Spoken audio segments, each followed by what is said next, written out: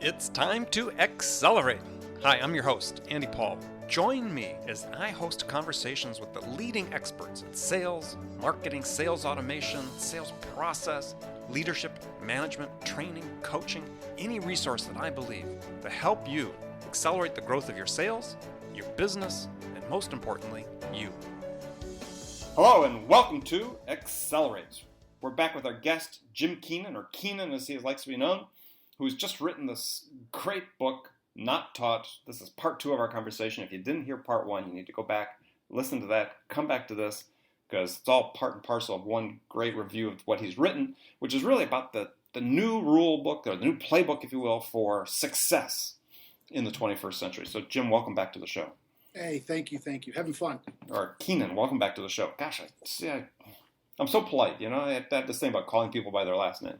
Don't even stress it. It's all good. Believe me, I'm not stressed about it. So, yeah, we talked about in the first episode about education, and you talked about the value of a college degree, and it wasn't we were devaluing the value of the education. It was just possibly that piece of paper itself. You still need to be educated and an expert, no matter how you acquire that knowledge. But one point I wanted to talk about, which is the common thread throughout here, is I think that so oftentimes people think that in this digital world that somehow it makes it easier, right? That you don't have to work quite as hard. You don't have to be quite as determined. And I think you think differently. Yeah, yes. What's funny is I was writing the book. I kept saying, hey, you get to be successful, do this, and those who are successful do this. And it dawned on me that I wanted to make it be real clear that the traditional foundational elements of success have not changed. The idea of determination, hard work, grit, that will never change, right? That at the end of the day, that's the foundation. But where you focus that work, where you focus that hard work, that drive, that determination, that grit, that has changed. And if you don't know where you're focusing it to, it doesn't matter if I have a flashlight in the woods. If I'm not focusing it in the right direction, it's not going to help me. And this is the same thing here. So what I talk about here this isn't another book on, hey, work hard, bust your butt, you can do it, you have all the choices, yeah, you go. It's, hey, if you already work hard, you're committed to work hard, great, but I want to make sure you're focused on the right things using the flashlight. I want to make sure that you are driving that hard work, that grit and determination, where it will have the greatest return.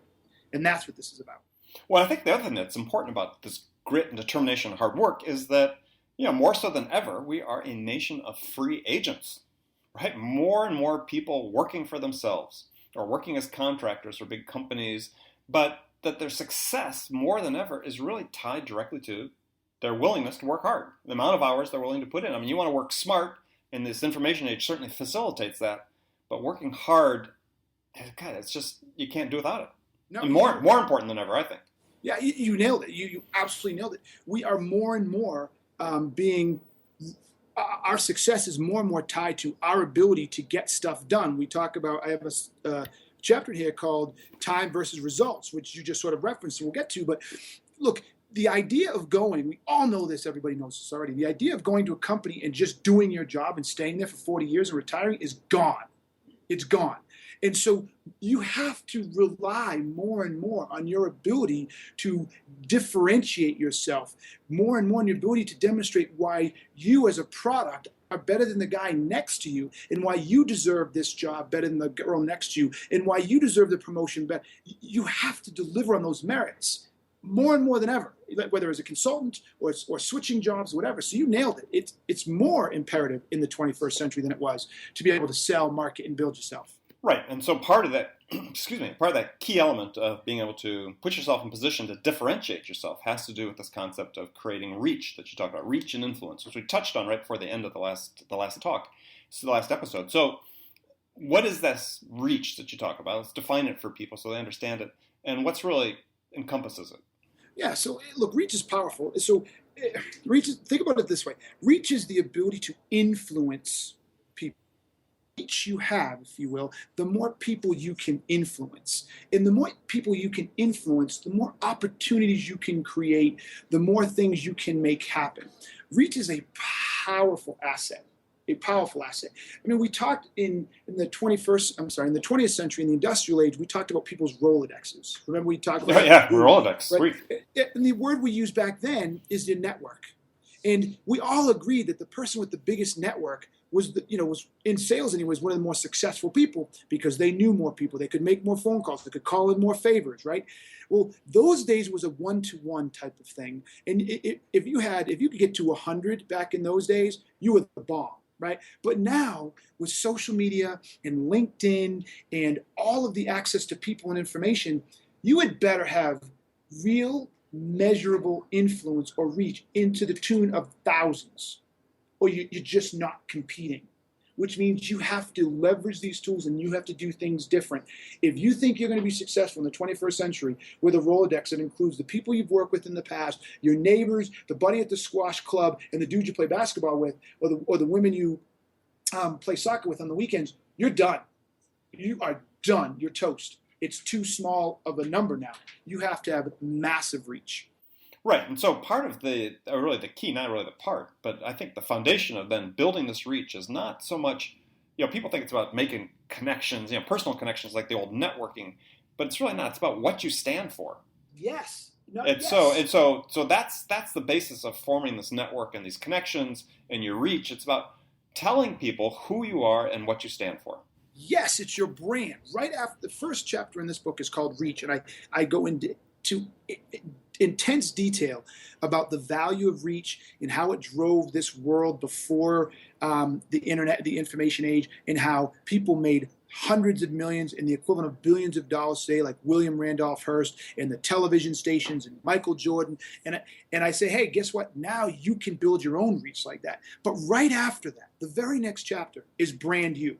Because in order to build reach, you have to have a personalized brand that people value, that talks about the value you bring. What is your brand? Because if we really think about it, whether you're buying a newspaper, whether you're listening to music, whether you're watching a TV show, whether you're reading a book, like if someone chooses to read this book and buy this book, it's going to come down to the perceived value, right? Mm-hmm. And so as an individual, for the first time in history of man, we have more tools and more outlets and more distribution channels to celebrate and to promote our brand. But if we don't build one, we're promoting air.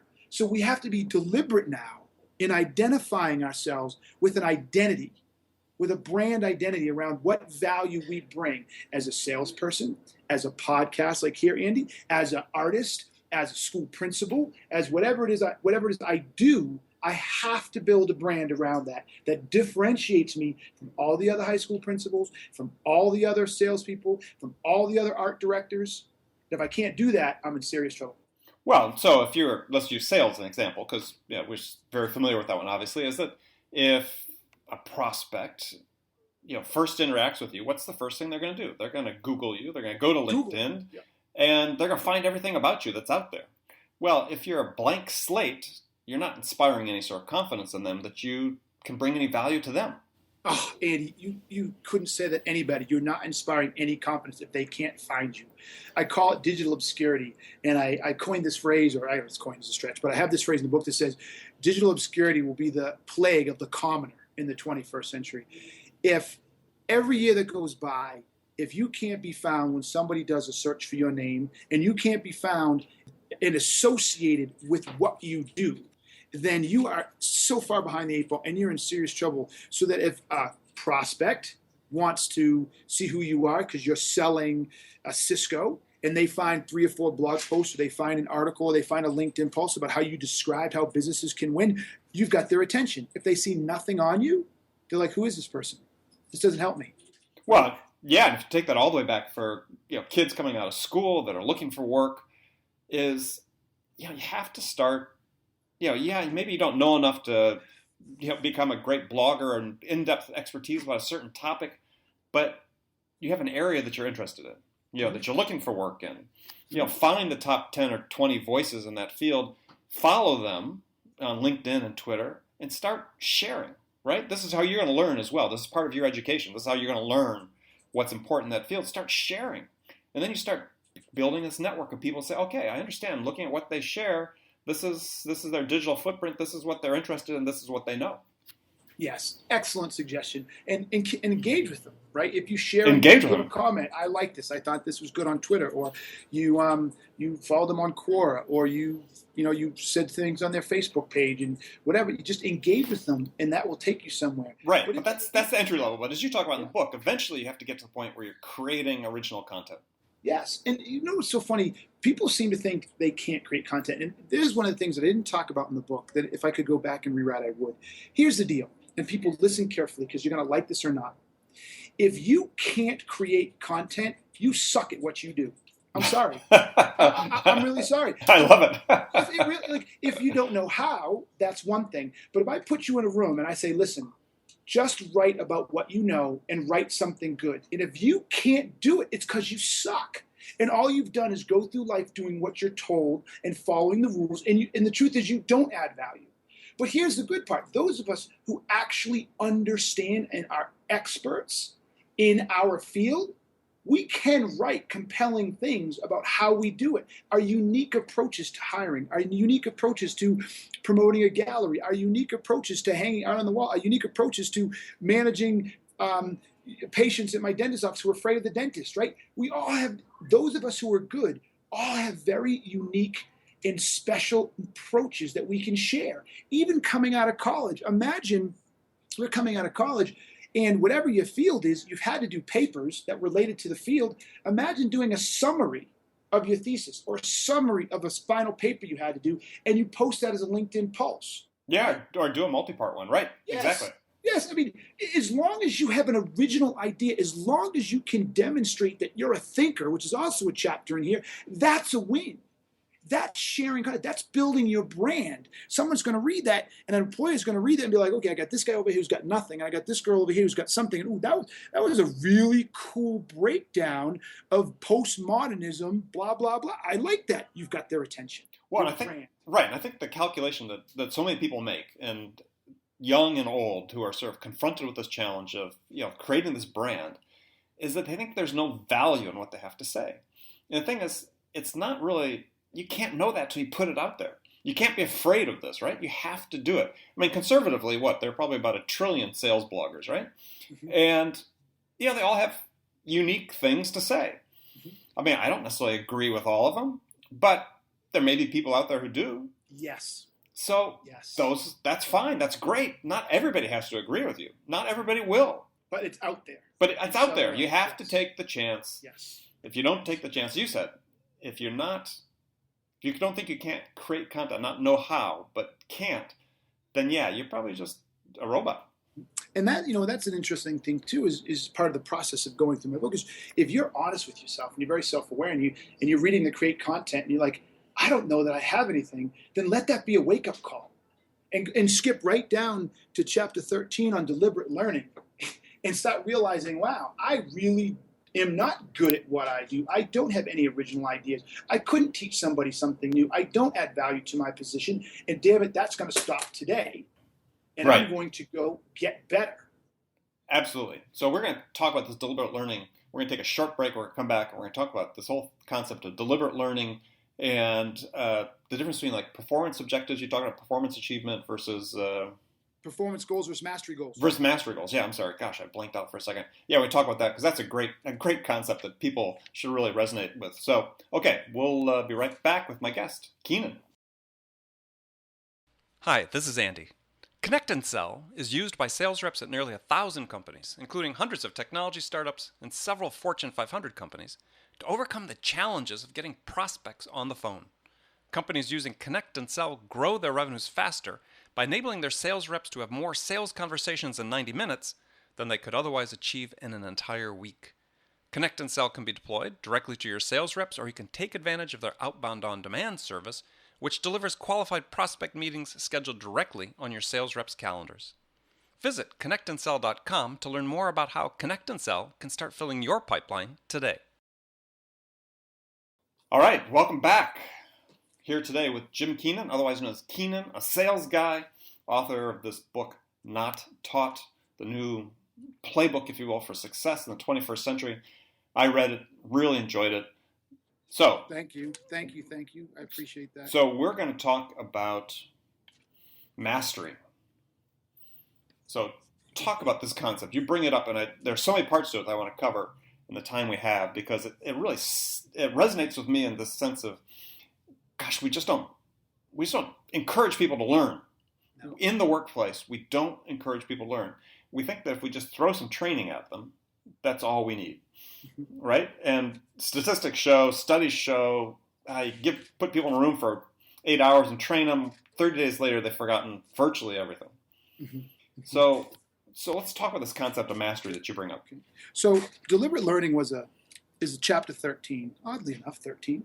And I think it's probably one of the most powerful chapters, because it really has the ability to fundamentally change how you go about things. And basically what I say in deliberate learning is, most of us, again, because of the access to information, notice the theme here, this book constantly compares us to the industrial age in the 20th century and the information age in the 21st century.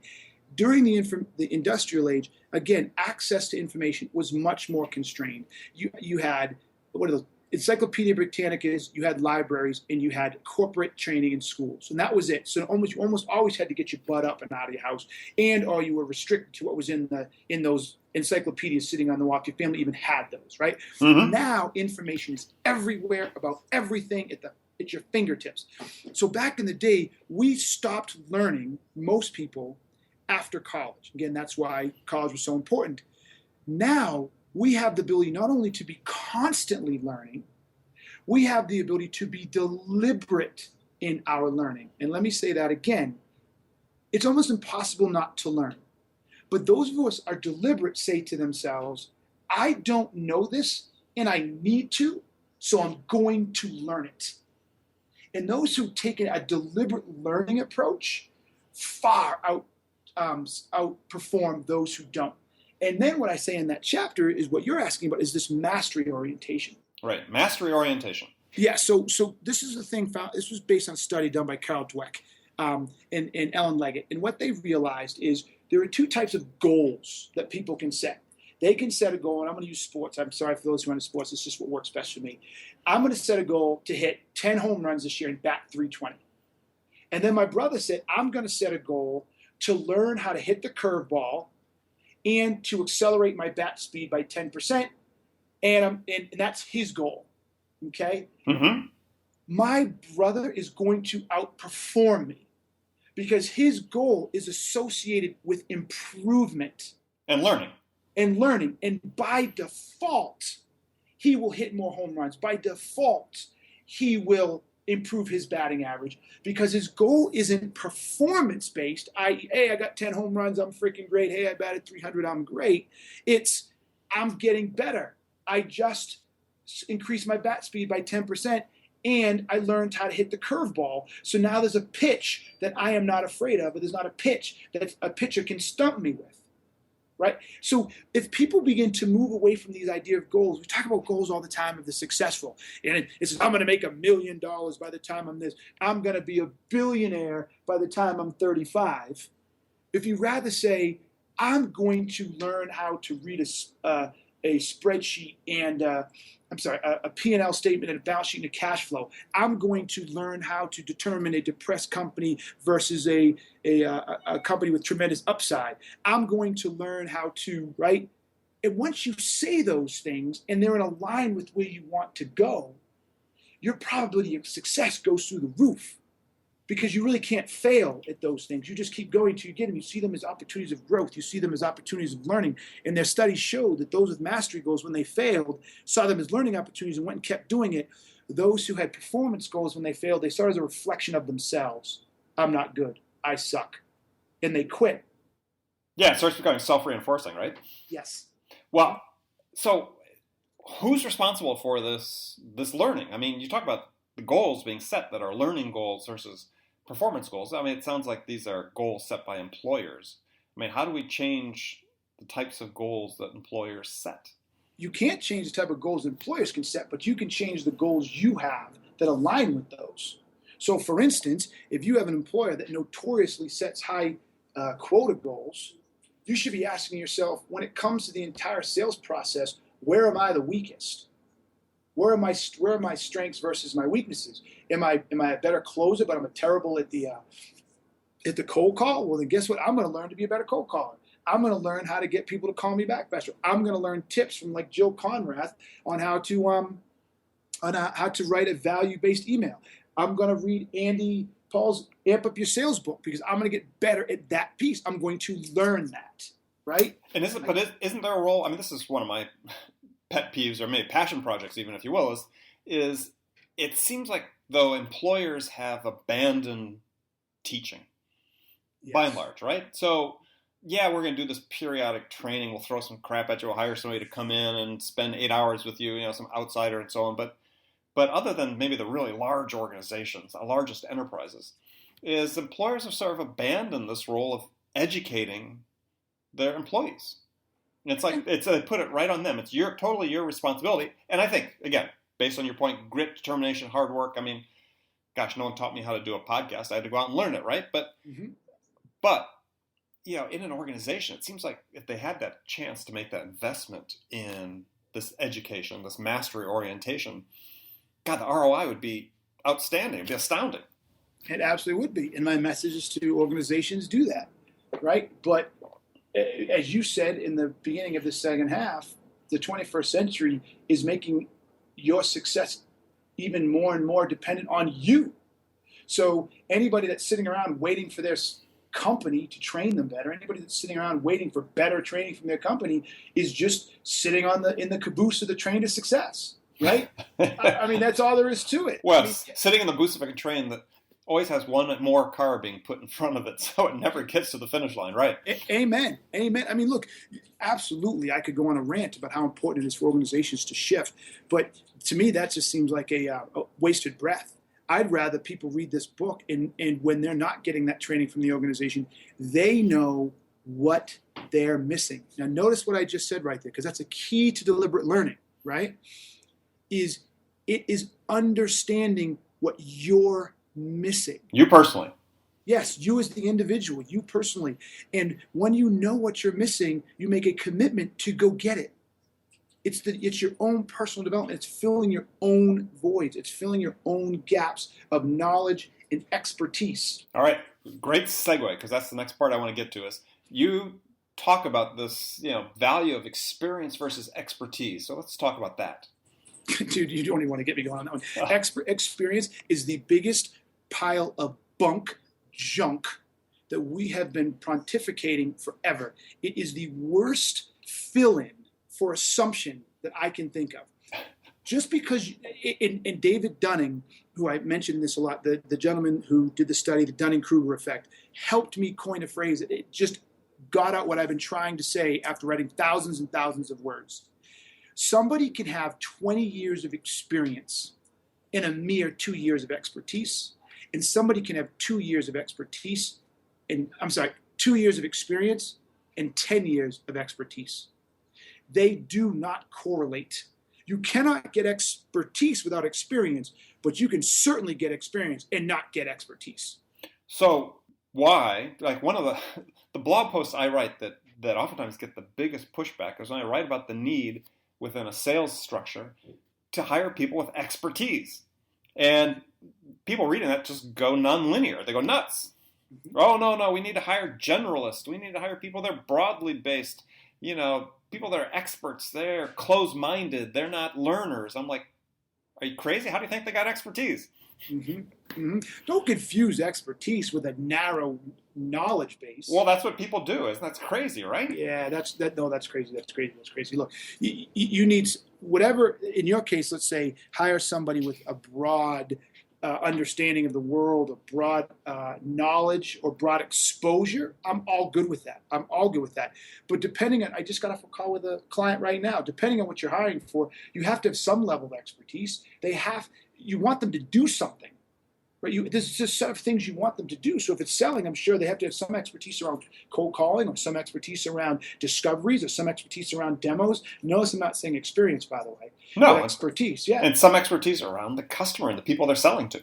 Yes, absolutely. They have to some expertise, and so that's the key here. This is the message to people in this book. Don't ever come to me. Don't ever come to me and say to me, "Oh, I've got 10 years experience." Because I'll tell you, I could give a rat's ass. What I want to know is, what do you know, right? I have talked to people with. Well, and I think that to start tying pieces together here from our first episode, we talked about change and so on, is that expertise is the spur to innovation, which is the motivation of change, right? Yes. I mean, you need to innovate to change. That starts with expertise. Yes, I actually talk about this in one part of the book where I say, do you know how to tell if you're dealing with I think I use a doctor, but if you're dealing with a person with tremendous amounts of expertise versus someone with tremendous amounts of experience? And what I say is the person with experience is doing their job and they're doing it every day, but they're not changing anything. They're not the one who's creating the new tool for surgery. They're not the one who's created the new process. They're not the person who's added something to the profession. The experts add something to the profession. They're the ones who are pushing it because they have more knowledge than everybody else. So remember, I ask this question all the time, what have you created? And this person can't tell me they've created anything. It tells me they lack the expertise I need. And it tells me they're simply people who rely on experience. They're just on autopilot. And they do what they're told to do, and they really don't have that much expertise. I see it all the time. Yeah. As a consultant, I've worked with people, when I go into organizations, they got 25, 30 years. They've been selling for 25 or 30 years, and they think they're the bomb. And I sit down, I set up in conversation, I start asking questions about how they did discovery, how this, and what's that. And they look at me, and they're like, I don't know. And I'm like, oh, my God. Perfect example. You got about 5 years expertise and a 30-year experience lifetime. That's a waste. Yeah, I saw a speech that a guy gave, a famous scientist. That my wife was getting an award at the university she works at, and one of the other people getting an award was this world famous scientist and physician, and I think neurologist, I think, if I remember correctly. And he said this thing in his talk that just I wrote down actually I clicked it into my Evernote on my phone, but is because it was just so profound. He said, look, I'm in a great profession because I get to learn these amazing things every day. He says, but most importantly, I get to learn the same things over and over every day. Mm-hmm. Because he said, every day I talk with a patient, I get better at talking to a patient. Every day I get better at diagnosing. Every day. So yeah, I may be on the cutting edge, and I get to learn that stuff. But the thing that gives me the most pleasure is learning what I do and becoming more expert at what I do every day. And I thought, wow, that is incredible.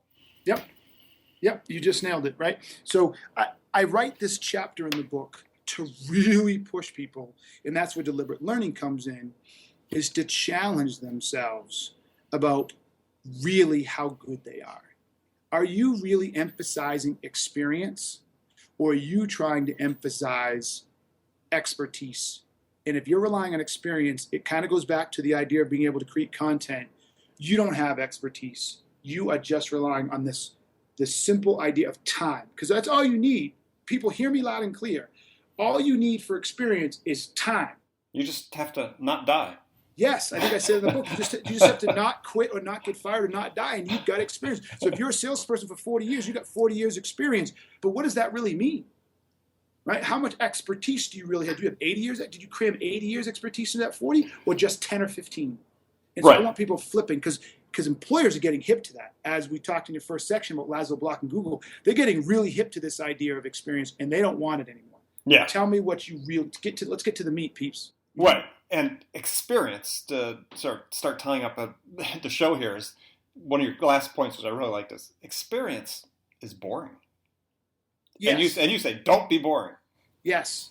Don't be boring. Guys, look. Everything connects to everything in this book. All the chapters: reach, brand you, change, deliberate learning, expertise, etc. And boring is part of it. If you're boring, nobody wants to be around you. And I'm sorry, are you ready for this? But most of you are boring. You are. You don't get out of your comfort zone. I just did something with Jeff Shore the other day. We did a podcast on this, and he calls it the comfort zone addiction. Yeah, and I talked about that. It's great, isn't it? It's phenomenal. And you don't, so people, listen, you don't like it, and you're probably going to be pissed at me. That means I'm doing something right. But you're boring. You dress like everybody else around you. You take on the same opinions. You don't do anything special. You don't get out of your comfort zone. So when I sit next to you on the plane, there's nothing about you that gets me to want to talk to you. There's nothing about me that really gets me connected. So when you sit and you write things, and you talk to employers and you do your blog because you're going to start doing content. Why do I care? Why do I care? You're boring. And so if you're boring, you can't build reach. If you're boring, you can't build a good brand. If you're boring, no one wants to spend time. It doesn't mean you can't have friends. Don't get me wrong. This isn't about being a good person. This isn't about having friends. This is about attraction, the law of attraction, and being able to draw people to you. And I talk about that in the book. It's like, look, do things differently, right? Do things that will allow you to teach other people, that will allow you to draw them to you so you have experiences, right? I say one of the things I say, get out of town. Right? How many people never leave the United States? How many people have only been to 4 or 5 states? How many people have never chased a bucket list? Right? Just these little things, just like that. When I tell someone I'm a PSI level 2 ski instructor, like, oh my God, that's amazing. Really? You teach skiing? I didn't think it was that big of a deal, but people love it. And then they start asking me how to ski better. Yeah, they'll go ski. Yes, or when I tell people I climbed to the top of the pyramids, dawn, and sat over watched the sunrise over Cairo, like, oh my God, no way. Hey, yeah, I'm a little crazy. Yeah, I'm a little energetic, but half of that comes from the fact that I just refuse to be boring. And I go out there and I build life experiences that I then share with the rest of the world, and they want to know about it. They want to be close to me. And that's what being not boring is about. Building a persona that people are drawn to. They want to connect with. They want to touch you and talk to you. And if you don't have that in the 21st century, you're creating another barrier. You're making it harder to be seen. You're making it harder to build a brand. You make it harder to build reach. And therefore, without those things, harder to move your career. Right. And on top of which, just have fun with it, right? Some people think, oh, they're experts, they're boring.